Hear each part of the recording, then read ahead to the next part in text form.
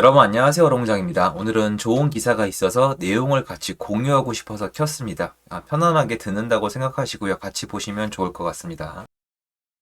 자, 연합뉴스고요. 가을 이사철이 다가오면서 초조해하는 집주인들이 늘고 있다.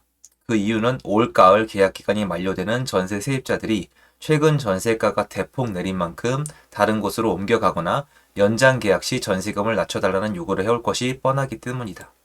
그렇죠.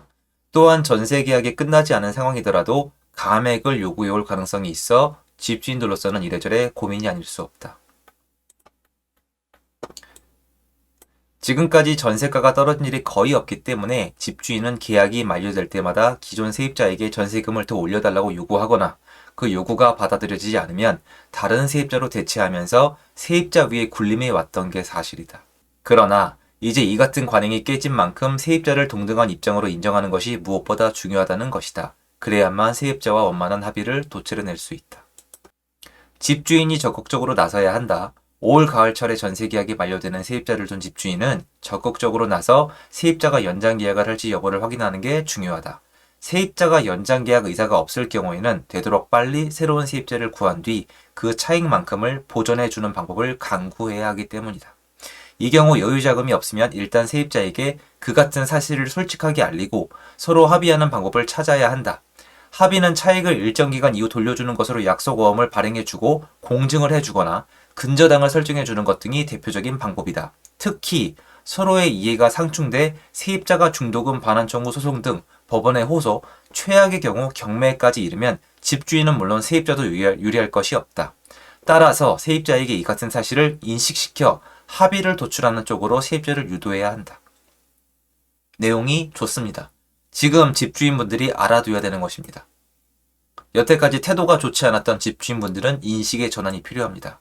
전 대단히 중요한 내용이라고 생각을 하고요. 계약서의 차이일 뿐 임대인과 임차인은 공생관계입니다. 서로 협의를 통해서 문제를 해결할 수가 있어야 합니다. 이 기사는 부동산 광장 집주인 전세대란 피하기라는 98년도 8월 달의 기사입니다. 이게 25년이 지난 거예요. 25년 전에도 이렇게 역전세가 심해졌었고 집주인과 세입자가 다툼이 일어난 적이 있습니다. 이때에는 정치권에서 서로 원만하게 합의하도록 사회적으로 큰 트러블이 되지 않도록 권고했었습니다. 그리고 그 결과 여러분 지금 없었죠? 전세가 없어졌나요? 이 이후에 전세난이 심해지기도 했었고 역전세가 또 나기도 했었고 역사적으로 계속 반복이 됐었습니다. 그래서 전 지금 얘기하고 싶은 게 지금 정부는 역전세를 사기랑 엮어서 집주인을 죽이려고 들고 있습니다. 그런데 황당하게 들리시겠지만 뭐 마음대로 하십시오. 제가 어쩔 수 있는 부분이 있는 게 아니지 않습니까? 그런데 예전에는 이렇게 해서 해결을 했고요. 제가 시청자 여러분에게 말씀드리고 싶은 부분은 그게 아니에요. 뭘 말씀드리고 싶은 거냐면 여러분 역사가 또 반복되고 있습니다. 또 누군가는 갭 투자를 하고 있습니다. 갭 투자는요. 위험성이 높아요. 영끌도 위험성이 높아요. 그런데 제 채널이 어떤 채널인지 여러분들은 대충 아실 거예요. 저는 경제적 자유를 꿈꾸는 채널입니다. 그러면 이걸 왜 할까요? 욕하실 거 알아요. 이분들 비난할 거 알아요. 그런데 여러분 제발 잊지 마세요. 분명히 사회적으로 이런 분위기를 만든 것도 문제가 있습니다. 사회적으로 갭 투자를 하면은 무조건 나쁜 사람이라고 각인을 시킨 것도 맞아요. 지금 제가 이거 영상 한 편 찍는다고 그게 바뀔 게 아닌 것도 너무나 잘 알아요. 하지만 제가 하고 싶은 얘기는요. 우리가 이렇게 하는 관행은요. 30년이 넘었습니다. 이게 맞다는 게 아니에요. 30년 동안 우리가 그렇게 살아왔다는 사실을 전달해 드리는 거고요. 지금 그게 문제가 있다면 정부에서 전세 시스템을 폐지하면 됩니다. 그냥 저는 폐지하시면 따라야 된다고 생각을 해요. 앞으로 전세 계약하지 마라. 그리고 이건 어때요?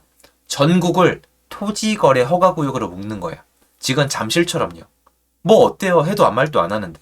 전국을 한 곳도 빼지 말고 토지거래 허가제로 묶어서 집을 사서 전세를 놓는 거를 법으로 엄격히 금지시키는 거예요.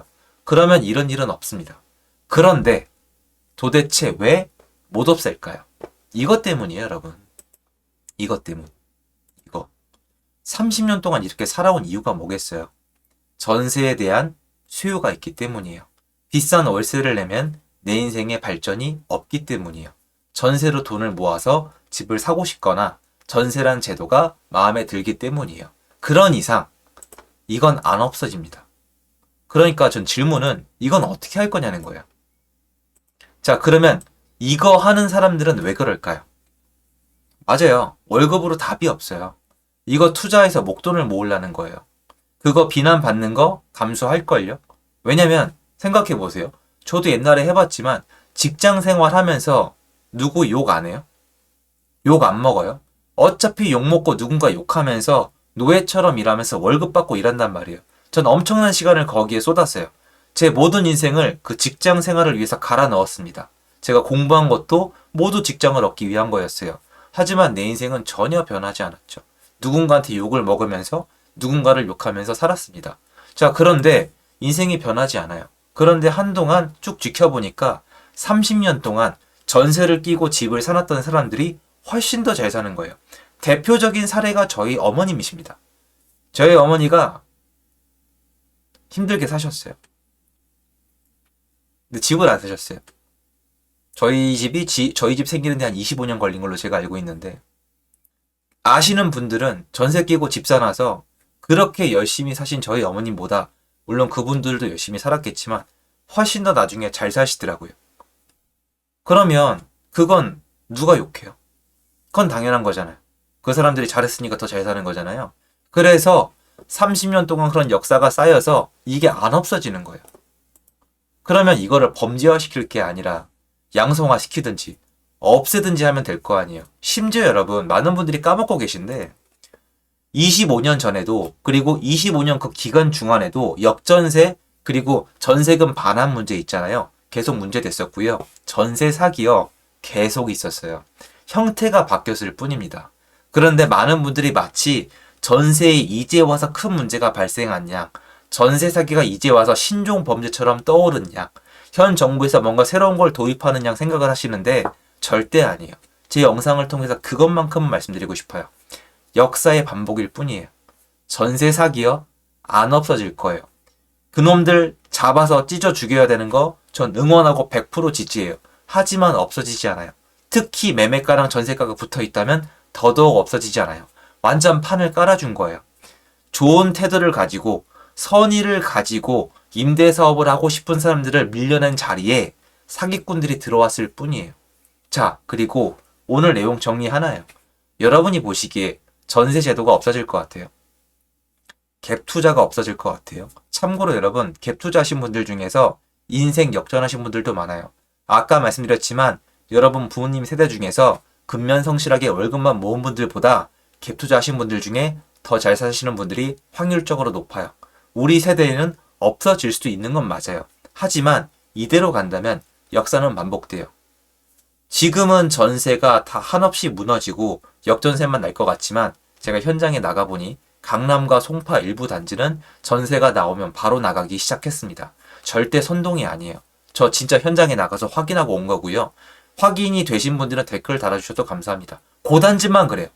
전세 안 나가고 역전세 나서 난리 난 단지 많아요. 그게 훨씬 더 많은데 어떻게 따지면 지금 전세가 바로 나가는 단지가 나온 것도 전 황당하거든요. 가격도 올라갔고요. 그러면 지금 분위기에 취해서 앞으로도 관성의 법칙에 따라서 전세가 계속 내려가고 역전세가 나고 집주인은 다 죽어나가고 갭 투자는 없어지고 갭 투자는 응징당하는 게 아니라 혹시 앞으로도 역사의 반복이 일어나지 않을지에 대해서도 한번 경계를 하셔야 돼요. 왜 그러냐면 또 언젠가 내 노동의 가치에 대한 보상이 부족하다는 이유로 굉장히 내가 슬픔을 느끼는 시간이 올 수도 있거든요. 느낀다는 게 아니라 지금 일어나는 일들이 예전에도 있었고 역사가 반복이 됐고 나중에 시간을 지나 보니까 이번에도 역시 욕을 먹더라도 자산시장을 택한 분들이 잘 살았던 게 지난 30년 정도의 역사거든요. 전 이것만큼은 한번 정리를 하고 싶었습니다. 기사 찾아보시면 98년도 이후에도 한국 경제적으로 정말 큰 이슈들이 있었을 때는 흔들림이 있었습니다. 이거 이후에도 뭐 카드 대란도 있었고 IT 버블도 있었고 많았습니다. 찾아보시면 많은데요. 그때마다 이런 문제가 있었다가 해결되고 있었다가 해결되고 해요. 지금 전세 문제는 어떻게 될까요? 해결될까요? 아니면 이번엔 정말 끝장이 날까요? 생각해 볼 부분이라고 생각을 합니다. 제 영상 여기까지입니다. 감사합니다.